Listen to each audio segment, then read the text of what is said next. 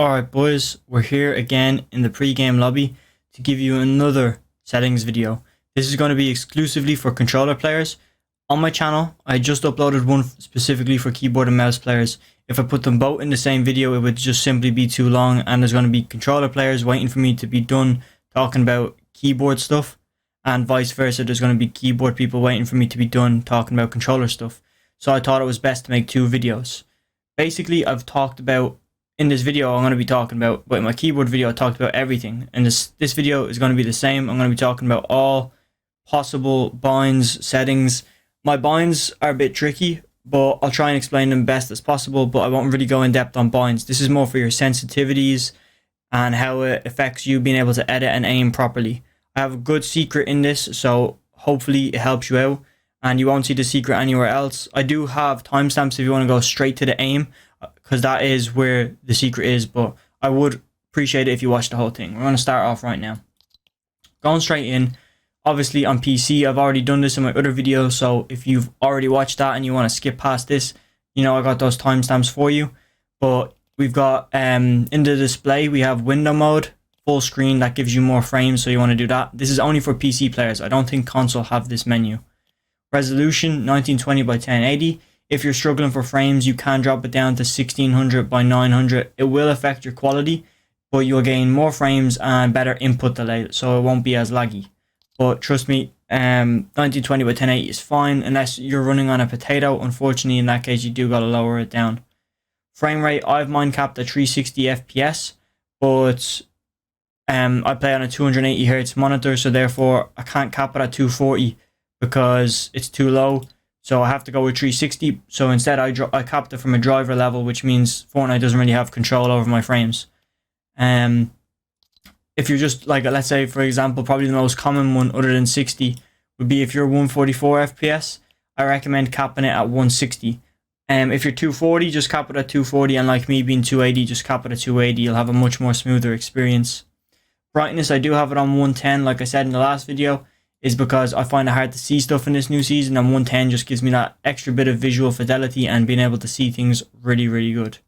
I haven't messed around with the colorblind settings, so I'm not sure yet on what is good. I will make another video about that if I find anything is useful. And basically, for your settings, put everything down to near or off or low. Basically everything, except your textures. If you're running on a 20 series card, I do recommend putting your textures on epic or high.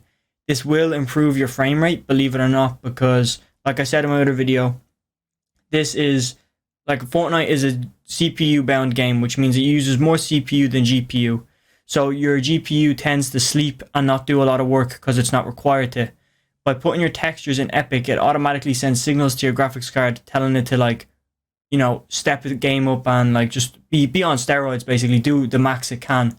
So while it's doing that, you're going to get more frames because it doesn't need all of your GPU if you're on a 20 series card to give you epic textures, especially in a game like Fortnite that doesn't require a lot of graphic potential. You know, it doesn't have a lot of different colors and stuff like that, the way some games look more realistic and shiny. Fortnite is more basic. So if you put it on epic, you will get better graphics and better frames. This is all coming from It's Jerian. So if you do lose frames, don't blame me, but I've been running it now for a few seasons and it's still the same. Even in the new season, it's insane, especially comboed with DirectX 12, which we'll talk about in a minute. Again, everything else other than that on low. And obviously, if it doesn't work out for you, try running it on low then afterwards.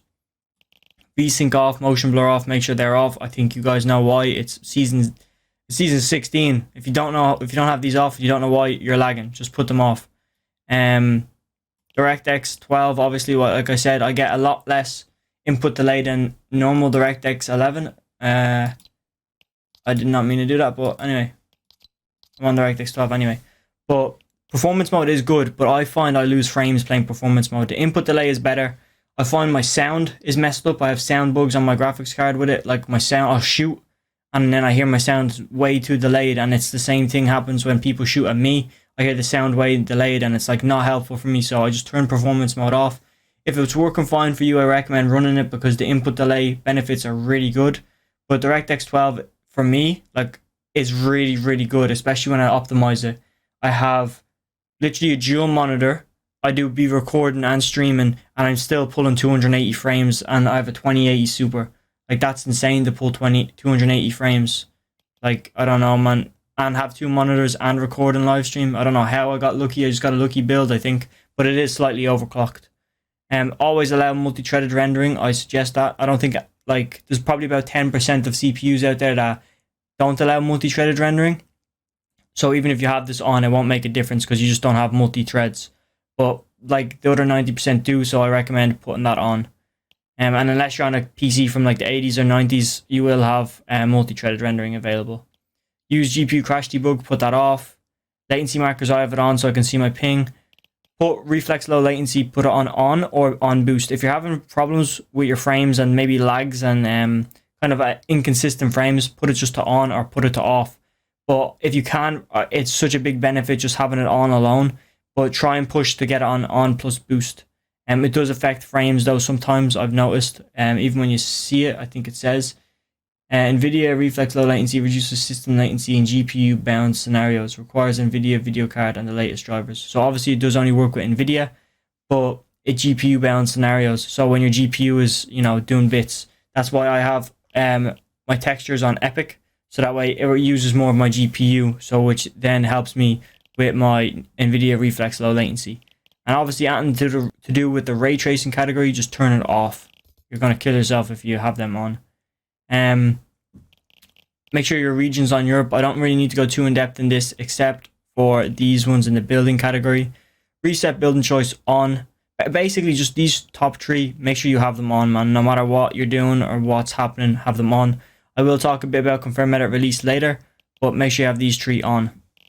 We don't need to talk about that in here or here. We are going into the controller input options.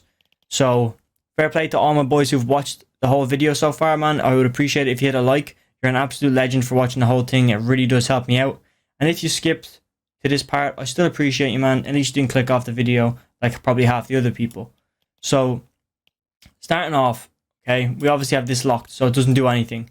You want to make sure your controller auto run is on. Build immediately, Builder Pro on, okay? Very important, both of these. Edit hold time as low as it can go and vibration off. Vibration is important to have off, especially if you're a new player to the game and you don't know this. Vibration, when shooting, the vibration part in the controller can shake the controller a bit, and that's located very near the sticks. So it can actually alter your aim a bit and make your aim not very much so bad, but it can affect your aim unless you've like gotten it down. But there's no point to get it down. I recommend just turning it off. Build mode sensitivity multiplier and edit mode sensitivity multiplier. I recommend having it between 1.5 and 2, which all depends on your sensitivity. So make sure you have advanced options on, because we're going to be going in depth down here right now. So your look horizontal speeds and your look vertical speeds should always be the same. I know some people prefer not to, but for consistency reasons, they should always be the same. Okay, now, first of all, we are talking about linear here. I will get to that in a minute. But even if you're playing exponential, this should still be the same. All these numbers should roughly be the same. And maybe a bit higher if you're playing exponential.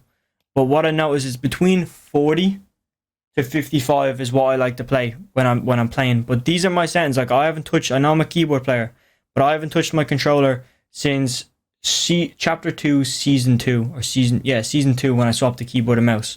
Because these are still my competitive settings. I used to be a competitive god. If you think I'm decent or okay at the game right now, and I was a savage, I was doing box fight wagers on controller with my old team. Shit was insane, you know, so I was good at the game, let's put it like that. And these settings are coming from someone who knows how to use a controller, who's played controller for about 8 years of his life. So, you know, they're facts, okay? So what I like personally, my favorite sensitivity that I've ever played on was 41%. But I did have to bring it up to 55% because I wanted to lower my boosts. It's important not to have these over 2. Because if this is a 2.0 and this is, let's just say 50, that means your edit speed or your build speed will be 100%, which means it's double. So if you're editing something, when you come out of the edit on a 2.0 multiplier, you're going back down to a 1 multiplier. So you're going from 100 back down to 50 if it was set at 50. So that's very inconsistent because when you come out of an edit, you're now going at half the speed that you just did the edit at, and it's very hard to get your crosshair back on your opponent that way because it's inconsistent. So what I like is to just have a little boost and have a higher X and Y speed for my look sensitivity. So that way, when I come out of an edit, I'm more consistent. And I've noticed I hit more shots with that, and I can remember very vividly the feeling I felt when I was hitting more shots. Make sure these are both off and 0 seconds for your hip fire one. And then instant boost when building, make sure that's on. It doesn't really matter on or off because we have all this off, I'm pretty sure. So that's a W. Now, this is the secret I was talking about in the aim settings that I used to use to have insane aim. If I had clips, man, I would put them up, but I had to basically delete all my whole PC, all the storage off it, and reset it after so long because, I don't know, it was just bugging out. So I don't have clips for me on controller, but people who are watching this that know me from back in the day, like not even when I was streaming or doing YouTube, but personal friends know my aim on controller was an absolute just disgusting, like, oh my god. And this was because of this tip. So I don't know who exactly, I think I might have picked it up from a guy called Roadie Bros. I'm not too sure, man. I could be lagging here, but it was ages ago, and at the time he wasn't getting many views on his videos either. So, you know, this is a pretty unknown tip. So your ADS look and horizontal honestly should be set to 6. I would say anywhere between honestly 5 and 8 for your X and Y. Now you'll see why in a minute. And then keep the same ratio of, see the way this is 2 sensitivity higher than this. That's what I recommend doing. So if you decide to play for some reason 5 here, set this to 7. Just make sure that your ADS turn and vertical boost and horizontal boost is 2 more than your original. And make sure your ADS turn and boost ramp time is at max seconds. Okay, this basically creates linear ADS sensitivity, which is pretty nice. You know, it's linear, which means, or sorry, not linear.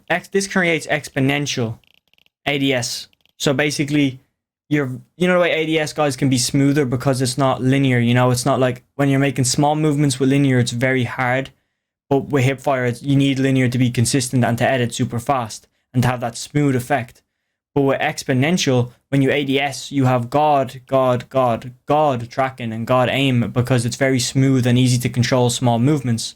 So doing this, actually, it's very stiff on your stick. But when you ADS, man, you can hit some nasty shots on people out of the air. It's actually insane. Like, I'm literally plucking people out of the sky when I did this back in the day. And it's a very overpowered trick because it's like playing with linear hip fire and having exponential ADS, which is the best of both worlds. Which, you know, who doesn't want that? But that's my little secret that I was talking about that I used to use. Your look dampening time, put that on 0 seconds. Linear. Dead zones, obviously as low as they can go. 5 is really good, but if you get stick drift, just go the lowest you can without stick drift. And I used to actually use foot controller, not a foot controller, but I used to have this on because it did something back in the day to your controller when you played exponential, and it allowed you to kind of have a more linear feel on exponential. It sped up the ramp time and made it smooth and stuff like that. So it's like it wasn't jarring to play on exponential. But, you know, off if you're playing linear, which is what I'm talking about here. The settings would be similar for exponential. Except obviously this would be up at about 60 to 70, your X and Y. And I would probably just set this to about 20 or 15 and get rid of the boosts. But obviously we're talking about linear in this video. I'll go quickly and talk about my binds, but I'm not really going to be going in depth on them because they look weird because I had back paddles. And it's very hard to explain how to use back paddles because you have to bind your back paddles to certain buttons. So it's not real like useful. I'm just saying the only one that's real useful is make sure you get that edit on your left stick and have left stick as your run button by default. So you don't have to click it in, but when you do, you can edit.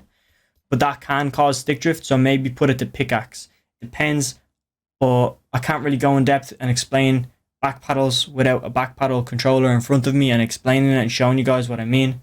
So I'm going to leave it at that because I don't want to confuse anybody, and this would not be my area of expertise of explaining, as I got these binds from somebody else and kind of rejigged them to make them work for me.